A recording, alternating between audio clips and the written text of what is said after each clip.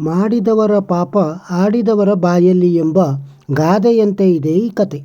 ಮನೆಯಲ್ಲಿ ಇಲಿಯ ಕಾಟ ಜಾಸ್ತಿಯಾಗಿದೆ ಅಂತ ಹೇಳಿ ಆ ಮನೆಯ ಒಡತಿ ರವೆ ಉಂಡೆಯಲ್ಲಿ ವಿಷವನ್ನು ಇಟ್ಟಳು, ಇಲಿಗಳು ತಿಂದು ಸಾಯಲಿ ಎಂದು. ಆದರೆ ಆಕೆಯ ಮಗ ಆ ರವೆ ಉಂಡೆಯನ್ನು ತನ್ನ ಇಬ್ಬರ ಸ್ನೇಹಿತರ ಜೊತೆ ಹಂಚಿ ತಿಂದು ಮರಣ ಹೊಂದಿದರು. ನಂತರ ಯಮಲೋಕದಲ್ಲಿ ಚಿತ್ರಗುಪ್ತ ಕೇಳಿದ, ಈ ಪಾಪ ಯಾರಿಗೆ ಸೇರುವುದು ಎಂದು. ಅದಕ್ಕೆ ಯಮಧರ್ಮ, ಸ್ವಲ್ಪ ದಿನ ಸುಮ್ಮನೆ ಇರು, ತಿಳಿಸುವೆ ಎಂದನು. ಸ್ವಲ್ಪ ದಿನ ಕಳೆಯಿತು. ಆ ಊರಿಗೆ ಈ ಮನೆಯ ಒಡತಿಯ ಸ್ನೇಹಿತರು ಬಂದರು. ಅಲ್ಲಿ ಒಬ್ಬ ವೃದ್ಧೆ ಸ್ತ್ರೀ ಇದ್ದಳು. ಆಕೆಯನ್ನು ಕೇಳಿದರು, ಅವರ ಮನೆ ಎಲ್ಲಿದೆ ಎಂದು ಕೇಳಿದರು. ಅದಕ್ಕೆ ವೃದ್ಧೆ ಹೇಳಿದಳು, ಆ ಹೆಂಗಸು ಸರಿಯಿಲ್ಲ.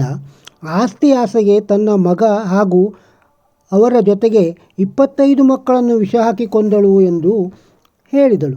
ಇದನ್ನೆಲ್ಲ ವೀಕ್ಷಿಸುತ್ತಿದ್ದ ಯಮಧರ್ಮ ಹೇಳಿದ, ಚಿತ್ರಗುಪ್ತ, ಈಗ ಆ ಪಾಪದ ಲೆಕ್ಕವನ್ನು ಈಕೆಯ ಹೆಸರಿಗೆ ಬರೆಯಿರಿ ಎಂದರು. ಅದಕ್ಕೆ ಹೇಳುವುದು, ಮಾಡಿದವರು ಪಾಪ ಆಡಿದವರ ಬಾಯಲ್ಲಿ ಎಂದು.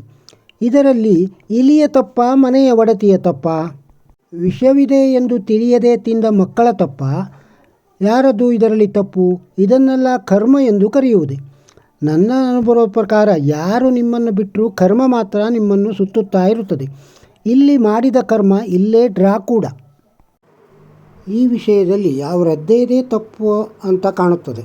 ಏಕೆಂದರೆ ಅಲ್ಲಿ ಆಗಿದ್ದೇ 1, ಇದು ಹೇಳಿದ್ದೇ 11. ಅಧರ್ಮದಿಂದ ಶತ್ರು ಕೆಲವು ಬಾರಿ ಗೆಲ್ಲಬಹುದು, ಆದರೆ ಕರ್ಮ ಎದುರಾಗುವ ವೇಳೆಗೆ ಧರ್ಮ ಅವನನ್ನು ಸುಡಲು ಪ್ರಾರಂಭಿಸುತ್ತದೆ. ಅವನ ನಿರ್ನಾಮ ತಪ್ಪಿಸಲು ಯಾರಿಂದಲೂ ಸಾಧ್ಯವಿಲ್ಲ. ಭಗವದ್ಗೀತೆ. ಗುರುವಿನ ಪಾದಸ್ಪರ್ಶ ಮಾಡಿದವರು ಎಂದಿಗೂ ವಿದ್ಯಾಹೀನರಾಗುವುದಿಲ್ಲ. ಸಹೋದರಿಯ ಪಾದಸ್ಪರ್ಶ ಮಾಡಿದವರು ಎಂದಿಗೂ ಚಾರಿತ್ರ್ಯಹೀನರಾಗುವುದಿಲ್ಲ.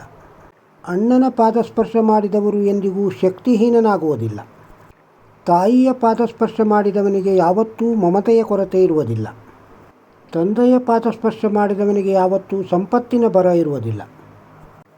ಇವತ್ತಿನ ಮಾಹಿತಿ ನಿಮಗೆ ಇಷ್ಟ ಆದರೆ ಲೈಕ್ ಮಾಡಿ. ಮತ್ತಷ್ಟು ಮಾಹಿತಿಗಳಿಗೆ ಚಾನಲ್ನ ಸಬ್ಸ್ಕ್ರೈಬ್ ಆಗದೇ ಇದ್ದರೆ ಸಬ್ಸ್ಕ್ರೈಬ್ ಆಗಿ.